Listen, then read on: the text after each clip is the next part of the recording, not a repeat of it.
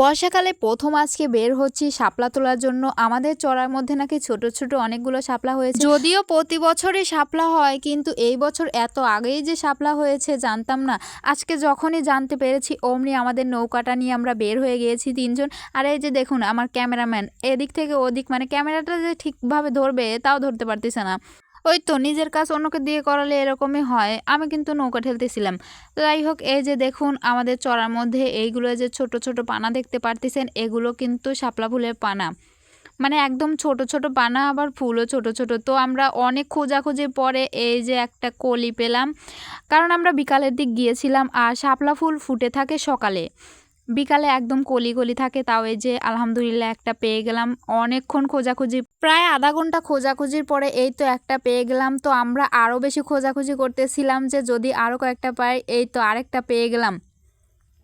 এভাবে খোঁজাখুঁজি করতে করতে মেবি 3টার মতো পেয়েছিলাম। তো আর আমরা পাচ্ছিলাম না, অমনি আর কি করার।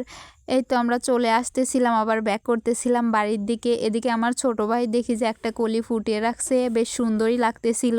তারপর আর কি করার, এই তো বর্ষাকালের পানি বিলাস করতে করতে বাড়ি চলে আসলাম। আর বর্ষাকালের পানিতে হাত পা চুবাইতে আপনার কেমন লাগে অবশ্যই কমেন্টে বলুন।